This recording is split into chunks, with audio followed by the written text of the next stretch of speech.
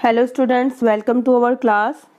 आज हमारी class 12th की पॉलिटिकल साइंस का फर्स्ट चैप्टर है और चैप्टर का टाइटल है जस्टिस। ठीक है, न्याय।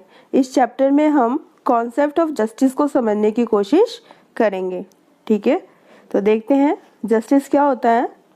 According to both the tradition and convention. ठीक है, ट्रेडिशन मतलब परंपरा और कन्वेंशन मतलब रीति रिवाज। वेस्टर्न एंड इंडियन, या तो वेस्टर्न की बात करें या इंडियन थिंकर्स की बात करें।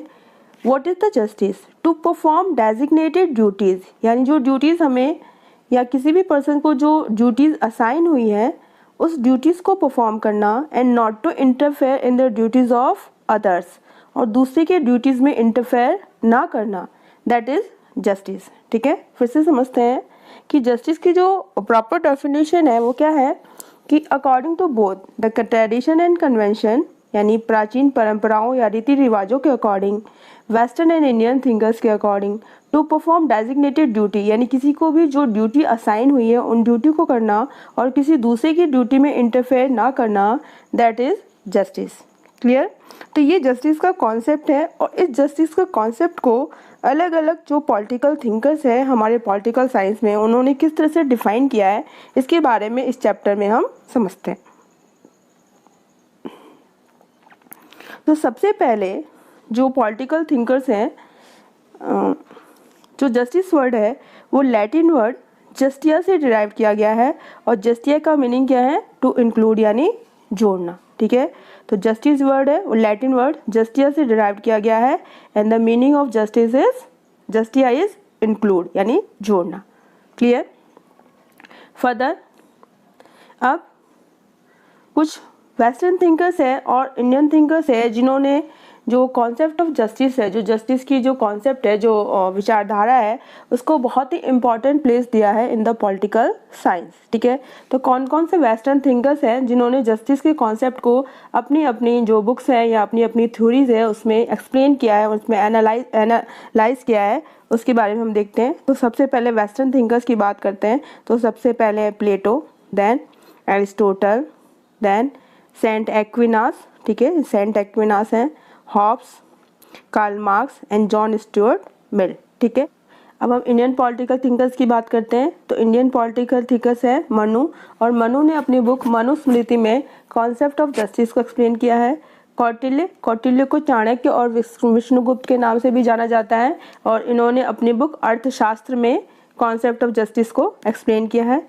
आगे बृहस्पति, शुक्र, भारद्वाज, विदुर एंड सोमदेव, ये कुछ इंडियन पॉलिटिकल थिंकर्स के नाम हैं जिन्होंने जो कॉन्सेप्ट ऑफ जस्टिस है उसको पॉलिटिकल साइंस में बहुत ही इम्पॉर्टेंट प्लेस दिया है और इस कॉन्सेप्ट ऑफ जस्टिस को अपनी अपनी थ्योरीज में अपने अपने व्यूज से उन्होंने इसको एक्सप्लेन किया है। ठीक है, तो इस चैप्टर में फर्दर हम कुछ इंपॉर्टेंट जो पॉलिटिकल थिंकर्स हैं उनके जस्टिस के कॉन्सेप्ट को समझने की कोशिश करेंगे। तो सबसे पहले जो हमारे थिंकर्स हैं वो है प्लेटो, और प्लेटो ने जस्टिस को किस तरह से डिफाइन किया है उसके बारे में हम देखते हैं।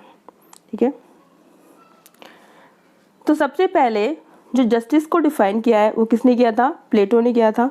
और प्लेटो की जो बुक है वो बुक का नाम क्या है? रिपब्लिक, और इस बुक में इन्होंने जस्टिस को डिफाइन किया है।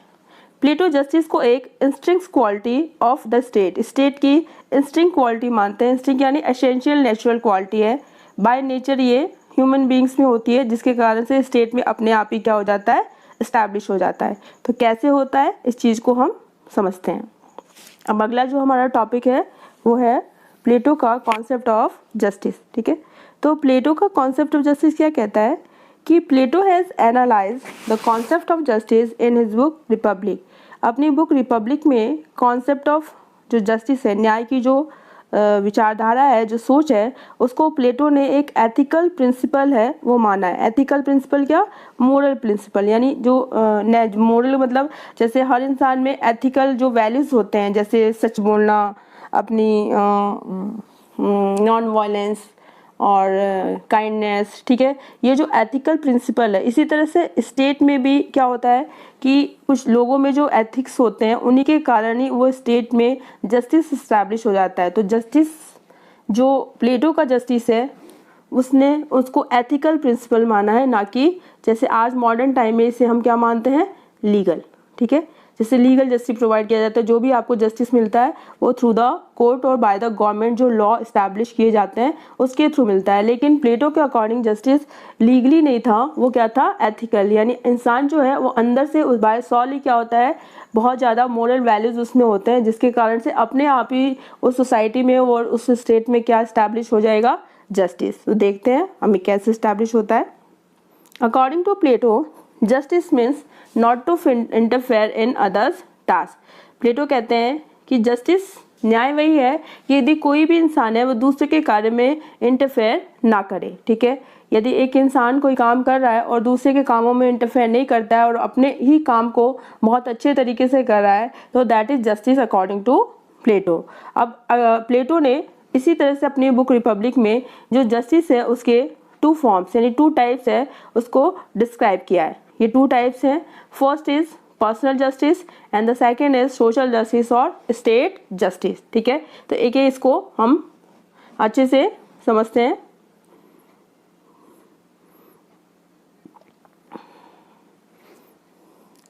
अकॉर्डिंग टू प्लेटो, प्लेटो क्या कहता है कि जो ह्यूमन सोल है, यानी जो ह्यूमन सोल यानी जो हमारी आत्मा है, उसमें 3 एलिमेंट्स हैं वो पाए जाते हैं। ठीक है, प्लेटो का यह मानना था कि कोई भी इंसान है उसकी जो सोल, उसकी जो आत्मा है, उसमें 3 तरह के जो गुण हैं वो पाए जाते हैं। तो वो कौन कौन से हैं? पहला है डिज़ायर, दूसरा है ब्रेवरी और तीसरा है इंटेलिजेंस। ठीक है, यानी कोई भी इंसान है बाय सोल यानी आत्मा में, उसमें 3 तरह के एलिमेंट होंगे। या तो डिज़ायर होगा, डिज़ायर मतलब इच्छा, किसी भी चीज़ को उसको पाने की क्या होगी, डिज़ायर, इच्छा होगी। ठीक है, दूसरा है ब्रेवरी कि आदमी क्या होगा, बहादुर होगा, हमेशा किसी भी जो भी यदि प्रॉब्लम्स आती है तो उसको लीड करने के लिए, उसको फेस करने के लिए वो हमेशा तैयार होगा। और तीसरा है इंटेलिजेंस, यानी वो बैठे बैठे ही सब कुछ क्या करना चाहेगा, सॉल्व करना चाहेगा थ्रू हिज इंटेलिजेंस ही। ठीक है, 3 तरह की क्वालिटीज़ है जो ईच एंड एवरी जो ह्यूमन सोल है उसमें पाई जाती है। ऐसा कौन मानते हैं, ऐसा सोचते हैं प्लेटो। और ये उन्होंने अपनी कौन सी बुक में डिफाइन किया है, ये उन्होंने अपनी बुक रिपब्लिक में डिफाइन किया है। अब जब 3 तरह के ये एलिमेंट्स पाए जाएंगे तो इन एलिमेंट्स के बिहाफ पे जो प्लेटो की सोसाइटी है वो 3 क्लास में क्या हो जाएगी, डिवाइड हो जाएगी। कैसे हो जाएगी कि जिन पर्सन्स में सिर्फ डिज़ायर है, तो डिज़ायर है वो क्या काम करेंगे, वो बिजनेस का काम करेंगे या प्रोडक्शन का काम करेंगे। ठीक है, तो उन्हें जो है प्लेटो क्या कहते हैं, प्रोड्यूसर्स। ठीक है, उस वो क्लास कौन सा कहलाएगा, प्रोड्यूसर क्लास कहलाएगा। ठीक है, फिर नेक्स्ट, जिस ह्यूमन सोल में ब्रेवरी यानी ब्रेवरी का एलिमेंट है वो सबसे ज़्यादा पाया जाता है, तो वो जो क्लास है वो क्लास कौन सी क्लास कहलाएगी, वो क्लास हमारी कहलाएगी सोल्जर्स या फिर डिफेंडर क्लास। ठीक है, थर्ड क्लास क्या है, थर्ड क्लास यानी जिस ह्यूमन सोल में इंटेलिजेंसी सबसे ज़्यादा है, यानी इंटेलिजेंट है वो सब, तो वो सब कौन सी क्लास कहलाएगी, वो क्लास हमारी कहलाएगी रूलर क्लास। ठीक है, रूलर और गार्जियन क्लास, इसको क्या कहा है प्लेटो ने, रूलर और गार्जियन क्लास। यानी जो प्लेटो की सोसाइटी है उसमें 3 क्लास हो गई। 3 क्लास यानी एक तो क्लास हो गई प्रोड्यूसर की, जो प्रोड्यूस करेंगे, और इनमें कौन सा एलिमेंट है, डिज़ायर, यानी हर चीज़ को पाना चाहते हैं। ठीक है, तीसरी जो क्लास हो गई, दूसरी क्लास सोल्जर्स की, और ये क्या कर, इनमें कौन सा एलिमेंट है, ब्रेवरी, यानी ये बहादुर है। ठीक है, तीसरी क्लास है वो रूलर की क्लास है, और ये कैसे हैं, इंटेलिजेंट है। ठीक है, इसको समझने के लिए हम ऐसे, तो वैदिक पीरियड में काम के हिसाब पे अकॉर्डिंग टू द वर्क पूरी सोसाइटी को 4 क्लास में जैसे डिवाइड कर रखा था, ब्राह्मण, क्षत्रिय, वैश्य और शूद्र। तो ब्राह्मण थे वो क्या करते थे, वो नॉलेज और एजुकेशन का काम करते थे। क्षत्रिय क्या करते थे, क्षत्रिय मतलब प्रोटेक्शन का काम करते थे। और जो वैश्य थे वो क्या करते थे, बिजनेस। और शूद्राज क्या करते थे, सर्विस प्रोवाइड। इस तरह से जिस तरह से हमारे वैदिक पीरियड में पूरी की पूरी जो सोसाइटी है वो 4 क्लास में डिवाइडेड थी, ब्राह्मण, वैश्य, क्षत्रिय और शूद्र। उसी तरह से जो प्लेटो है वो एक ग्रीक यानी एक रोमन पॉलिटिकल थिंकर्स हैं, और उन्होंने अपनी सोसाइटी को 3 क्लास में डिवाइड कर दिया है। और ये 3 क्लास उन्होंने किसके बिहाफ पे डिवाइड किया है, ये डिवाइड किया है कि ह्यूमन सोल में जो एलिमेंट्स पाए जाते हैं, जो उनमें गुण पाए जाते हैं, सपोज करो हम हैं और हमारे अंदर डिज़ायर हर चीज़ को पाने की ज़्यादा इच्छा है, तो हम कौन सी क्लास को बिलोंग करेंगे? हम जो हमारे बिजनेसमैन, जो प्रोड्यूसर है, ठीक है, जो ईच एंड एवरीथिंग को अर्न करना चाहते हैं, कमाना चाहते हैं, तो वो हमारा क्लास कौन सा कहलाया जाएगा? हम बिलोंग करेंगे प्रोड्यूसर क्लास को, ठीक है। और यदि हमारे में जो ब्रेवरी है, यदि हमारे में ब्रेवरी वाला एलिमेंट सबसे ज़्यादा हाईलाइट है, तो हम कौन सी क्लास को बिलोंग करेंगे? हम करेंगे सोल्जर्स क्लास को बिलोंग। और यदि हम इंटेलिजेंस है, ठीक है, इंटेलिजेंस ही जिसका एलिमेंट सबसे ज़्यादा हाईलाइट होगा, तो हम कौन सी सोसाइटी को क्लास को बिलोंग करेंगे? रूलर क्लास को। इस तरह से प्लेटो ने अपने पूरे जो ग्रीक सोसाइटी है उसको 3 ह्यूमन सोल एलिमेंट्स के बिहाफ पे 3 क्लास में डिवाइडेड कर दिया था। एक था आपका प्रोड्यूसर, दूसरा आपका सोल्जर्स और तीसरा आपका रूलर, ठीक है। आई थिंक समझ में आ रहा होगा। चलो आगे देखते हैं। इस तरह से जब प्लेटो ने पूरी सोसाइटी को 3 क्लास में डिफाइन कर दिया, तो उन्होंने 2 फॉर्म ऑफ जस्टिस को डिफाइन किया। क्या क्या? सबसे पहले हम बात करते हैं पर्सनल जस्टिस की। तो पर्सनल जस्टिस क्या होता है कि जैसे ईच एंड एवरी पर्सन को पता है कि उसमें कौन सा उसके सोल में कौन सा एलिमेंट है। सपोज डिज़ायर है, तो डिज़ायर के अकॉर्डिंग वो अपने ही काम को बहुत अच्छे से करे और किसी दूसरे के काम में इंटरफेयर ना करे। यानी हर इंडिविजुअल जो सोसाइटी का है वो अपनी जो वो है क्वालिटी के अकॉर्डिंग अपने काम को पूरी परफेक्टली परफॉर्म कर रहा है और किसी दूसरे के काम में इंटरफेयर नहीं कर रहा है। तो इस तरह से सोसाइटी में कौन सा जो जस्टिस इस्टेब्लिश होगा? वो इस्टेब्लिश होगा पर्सनल जस्टिस। यानी according to Plato, if all the individual of the state, यानी स्टेट के सारे जो इंडिविजुअल्स हैं, सारे जो पर्सनल लेवल पे हैं, अपना अपना जो काम है वो अपने सोल एलिमेंट्स के अकॉर्डिंग परफॉर्म कर रहे हैं और किसी दूसरे की जो टास्क है, जो वर्क है, उसमें इंटरफेयर नहीं कर रहे हैं, तो सोसाइटी में कौन सा जस्टिस इस्टेब्लिश हो जाएगा? Personal justice. यानी हर इंसान अपना अपना काम अपने सोल एलिमेंट्स यानी अपनी उसकी आत्मा में जो भी गुण है, डिज़ायर का या ब्रेवरी का या इंटेलिजेंस का, उसके अकॉर्डिंग वो अपने लेवल पे अपना काम है वो पूरी परफेक्शन और परफेक्टली कर रहा है। तो सोसाइटी में कौन सा जस्टिस इस्टेब्लिश हो रहा है, कौन सा नया इस्टेब्लिश होगा? Personal justice. नेक्स्ट है सोशल जस्टिस और स्टेट जस्टिस। यानी सोशल या स्टेट जस्टिस कैसे इस्टेब्लिश होगा कि प्लेटो के अकॉर्डिंग जो ये 3 क्लासेस है, प्रोड्यूसर, सोल्जर्स और रूलर, और यदि ये तीनों अपने लेवल पे अपने काम को बहुत ही अच्छे से परफॉर्म कर रहे हैं और किसी दूसरे के काम में इंटरफेयर नहीं कर रहे हैं, तो सोसाइटी में जो सोशल जस्टिस है या स्टेट जस्टिस है वो क्या हो जाएगा? इस्टेब्लिश हो जाएगा, ठीक है। इसमें कुछ भी नहीं है, it's very easy. Personal justice means person, each and every individual है वो अपने सोल एलिमेंट्स के अकॉर्डिंग यदि अपने काम को परफॉर्म करता है और किसी दूसरे पर्सन के किसी भी टास्क में इंटरफेयर नहीं करता है, then the personal justice will be established according to the Plato. And the social justice means there are 3 class in the society according to the Plato. 3 class बन गई। एक प्रोड्यूसर क्लास जो business करती है, produce करती है, चीज़ों को प्रोडक्शन करती है। सोल्जर्स क्लास जो सोसाइटी में बाकी अदर जो क्लास है उनको प्रोटेक्ट करती है। और रूलर क्लास में जितने भी रूलर्स हैं, गवर्नमेंट्स हैं या मैनेजमेंट डिपार्टमेंट से रिलेटेड जितने भी पर्सनस हैं वो बिलोंग करेंगे। और ये तीनों क्लास अपने अपने लेवल पे अपने टास्क को अच्छे से परफॉर्म कर रही है और किसी दूसरे क्लास के किसी भी काम में इंटरफेयर नहीं कर रही है, तो पूरे स्टेट या सोसाइटी में क्या इस्टेब्लिश हो जाएगा?